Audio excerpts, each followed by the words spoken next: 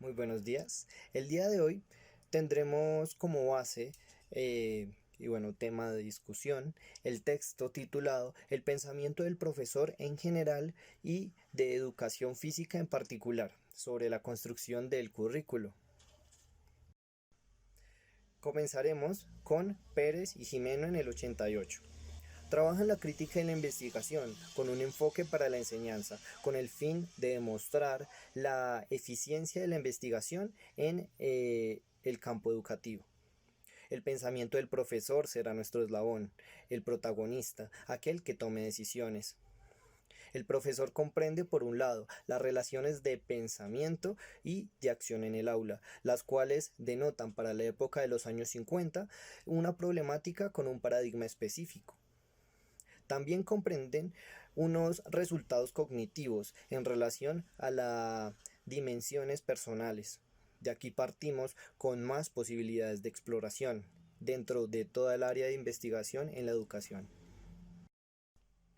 En Jackson, en el 83, en su visión expuesta en la vida en las aulas, entregó una investigación sobre la enseñanza, sobre el pensamiento del profesor. Para ello, dio uso de los test, herramientas de recolección dentro de los enfoques cognitivos. Estos trabajaban el pensamiento, la actitud hacia la escuela, el interés, los valores, la inteligencia, las creencias y el desarrollo moral de los profesores.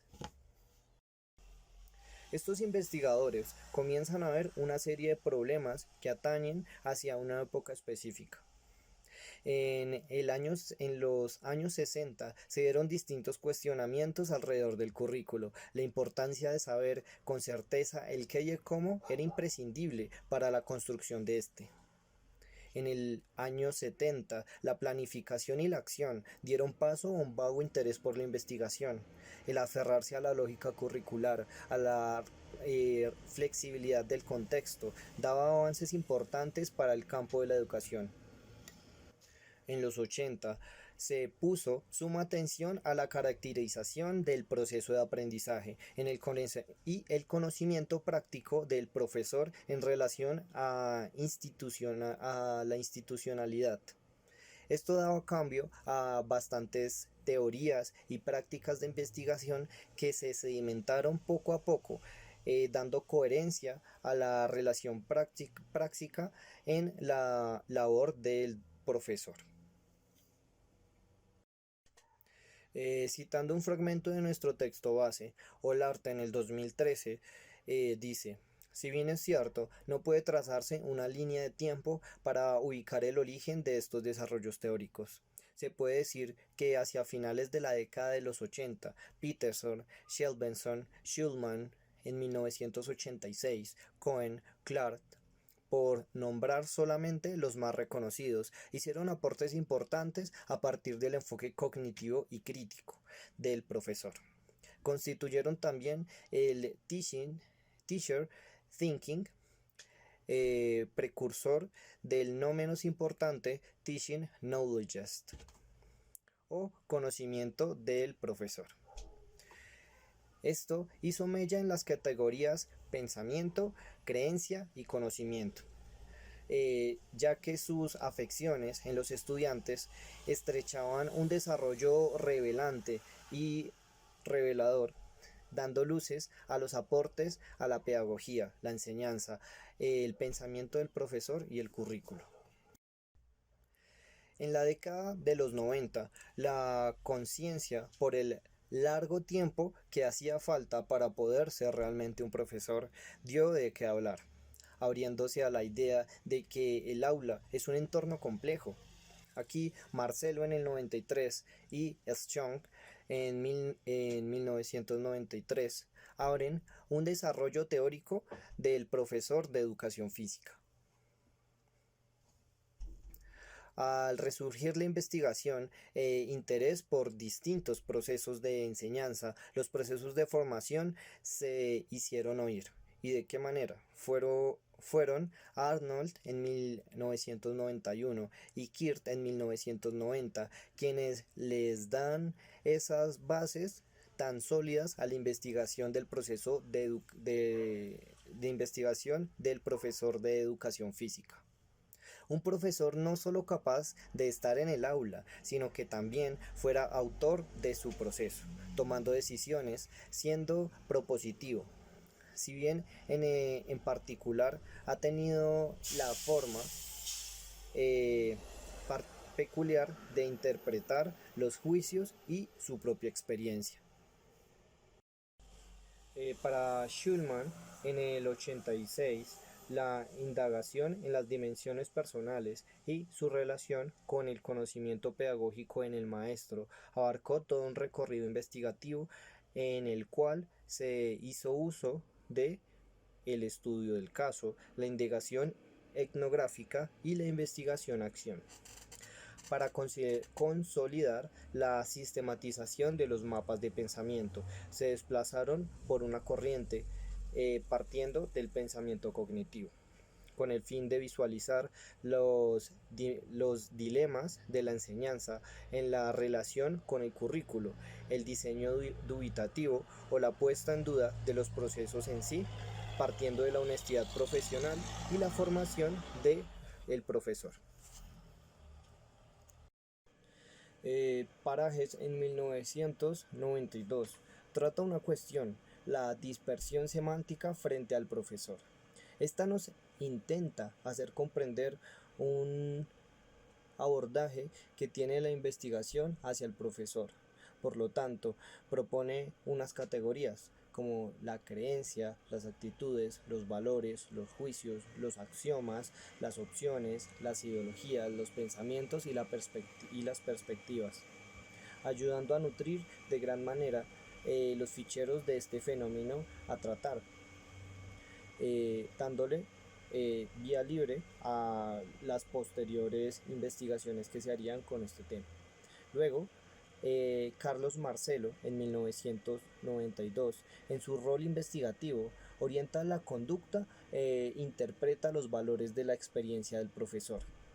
En lo que más adelante veríamos con López Ruiz en el 2005, donde la formación específica toma carácter de objeto, con lo que confirma la problemática haciendo una comparativa entre Estados Unidos y que contaba con un pensamiento amplio,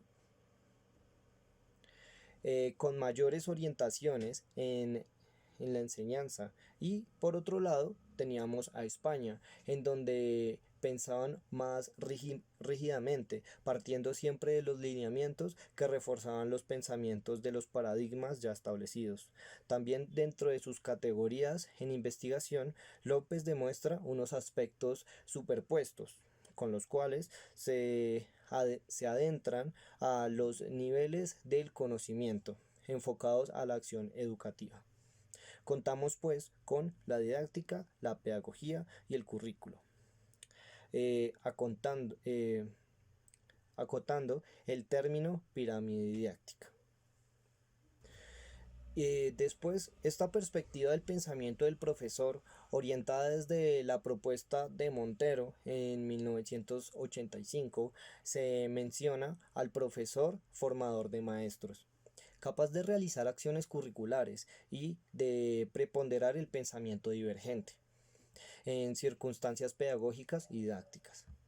Montero nos entrega tres disyuntivas claras y en las que hay que seguir ahondando: la naturaleza y propósito de la enseñanza, ejecución, manera y práctica pedagógica, y por último, la interpretación de las experiencias.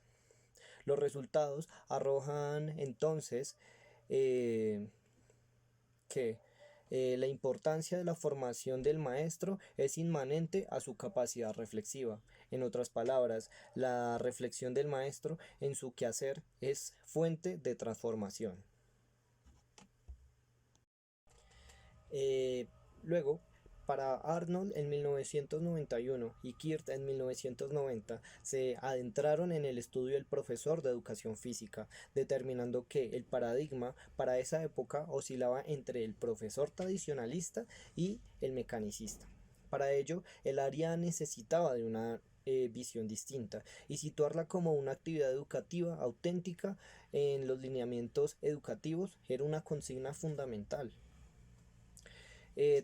Transformar esta situación, como lo afirmaba García Rousseau en 1997, instaura el modelo de formación para profesores de educación física. Esta idea tenía una fuerte relación con el imaginario de profesor construido y su acción en la práctica social, ya que desde allí aferrarse al pensamiento de dicho profesor y su proceso de formación inicial es de importancia para analizarlo. Como decía Noguera Medina en 1997 en su artículo Relaciones entre el nuevo perfil del profesor de educación física y su formación, por medio del cual plantea que el paradigma del profesor de educación física ha cambiado y que ha de pasar de un modelo de formación proceso-producto a otro más atractivo, el modelo basado en la medición del profesor. Pero no solo manifiesta su interés por esta transición, sino que también articula la asociación del profesor, el pensamiento docente y su toma de decisiones. Con ello, caracteriza la actividad del alumno. Este pensamiento tomaba a este alumno como un futuro profesor de educación física, pero en tal de lo expuesto menciona el condicionamiento de este nuevo profesor, eh, en donde tendría un modelo en donde sería moldeado por una idea de profesor ideal. Este tema, tratado a su vez por Noguera, Viciana, Gutiérrez y Medina en el mismo año. Y mencionando nuevamente a García Rousseau, cuando lleva al lugar la formación del profesor especializado con un sentido crítico y reflexivo, nos orienta a las categorías del pensamiento, el conocimiento y la creencia, como también lo mencionaba Carlos Marcelo. Es así como la reflexión sobre la práctica, propiamente mencionada por Forguer y Oleguert en 1997, es vital para gestar un profesor de alta intensidad. En el artículo, la entrevista rememorada de la formación inicial del docente de educación física afirma que el pensamiento del profesor puede avanzar y evolucionar de un modelo relacional técnico a un modelo reflexivo práctico, lo cual tiene repercusiones y afecciones en la forma del profesor y del currículo. Partiendo de aquí, la transformación curricular en la incongruencia con la formación del profesor del área de educación física alcanza una relevancia en el cambio del paradigma.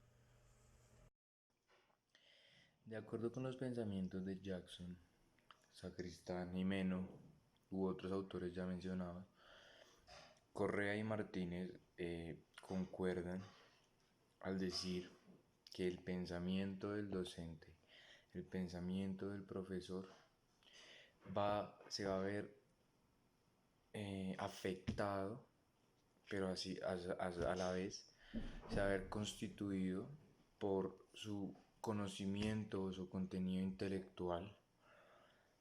A su vez se va a ver afectado por las experiencias eh, y también por su capacidad de combinar sus conocimientos, sus experiencias, sus ideas acerca del currículo, acerca de política y sus ideas acerca del conocimiento científico. Acorde con ello y para concluir, mmm, se puede decir que para obtener todas las determinaciones curriculares establecidas, ya sea nacional, local o institucionalmente, es necesario tener en cuenta las consecuencias de la práctica docente, en donde, como se diferenció y se aclaró a lo largo del texto, es diferente lo que el docente o el profesor piensa y dice en su discurso, es decir, su planeación, a lo que el docente ejecuta durante la práctica pedagógica, es decir, durante la interacción con el ámbito, con el contexto y ya con los estudiantes, puesto que lo que quieren decir los autores, tanto Sacristán como Jackson, como Correa, es que la práctica docente se va a ver afectada en el momento en que esa teoría se convierte en praxis, se articula la práctica con la teoría y ya no va a ser lo mismo lo que el docente plasma en su currículo institucional o su currículo de área a lo que va a realizar teniendo en cuenta los emergentes que puedan ocurrir.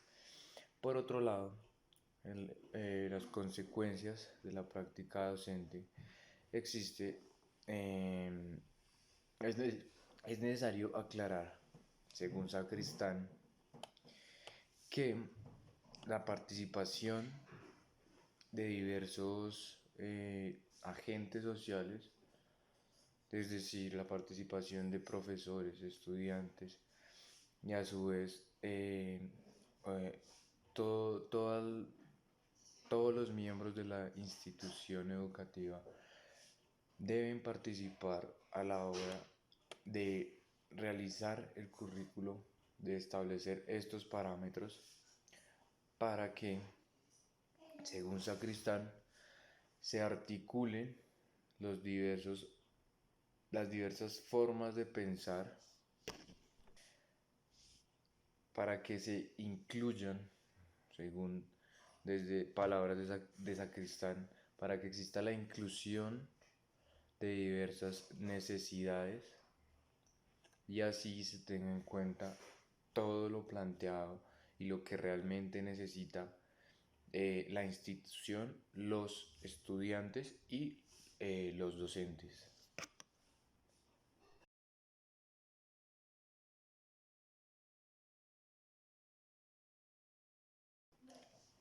En conclusión, es posible decir, en palabras de Jackson, que es muy diferente el actuar de un docente a la hora de estar en un aula de clase, en una mesa, solo,